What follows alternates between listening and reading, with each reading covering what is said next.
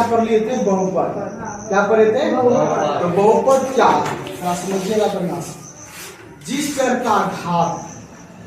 का घात पूर्ण संख्या हो, यानी कि कोई भी चर उस पे पावर होना चाहिए धनात्मक, होना चाहिए धनात्मक होना चाहिए, ना बटे में, ना रूट में, ना करनी में, हमेशा होना चाहिए पूर्ण संख्या के रूप में। पूर्णांक नहीं, पूर्ण संख्या के रूप में। इसमें होना चाहिए पूर्ण संख्या के रूप में। तो क्या कहलाता है? बहुपद कहलाता है। ठीक है, अब देखो ध्यान से हम थोड़ा एग्जाम्पल बताते हैं बहुपद का।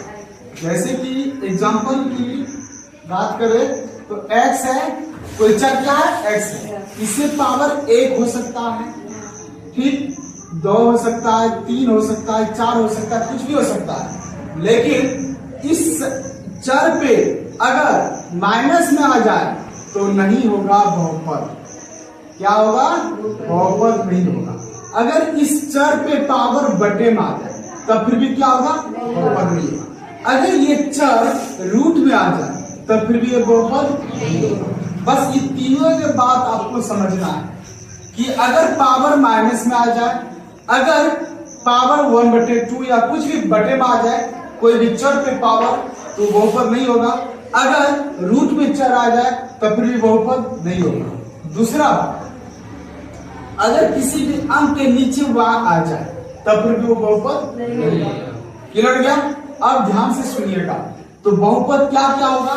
x power 2, x power 3, x power 4, x power 5। लेकिन आप लोगों से क्वेश्चन पूछते हैं x पावर √4 है, क्या ये बहुपद है?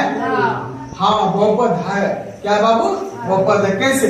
4 का वर्गमूल क्या आता है? 2। अब बता x² आया, ये क्या है? बहुपद है। अगर इसी जगह आ जाता अपना x पावर √3, क्या आता? x power √3। ध्यान से सुनिएगा। तो x लिखिएगा, अब 3 लिखिएगा, अभी रूट जैसे हटेगा तो पावर क्या आएगा? 1/2 आएगा। तो देखो इसको गुना भी कितना करेगा तो बटे में आ जाएगा। इसलिए जिसका वर्गमूल होगा वो बहुपद होगा, जिसका वर्गमूल नहीं होगा वो बहुपद नहीं होगा। क्लियर हो गया? अब सुनो, अब हम बात करेंगे पदों के हिसाब से बहुपद के प्रकार। पदों के हिसाब से, पदों के अनुसार क्या पढ़ेंगे? पदों के अनुसार बहुपद के प्रकार। क्या पढ़ेंगे बाबू? पदों के हिसाब से बहुपद के प्रकार। पहला बात इसमें पढ़ेंगे एक पदी बहुपद। क्या पढ़ेंगे बाबू? एक पद बहुपद या एक पदी बहुपद।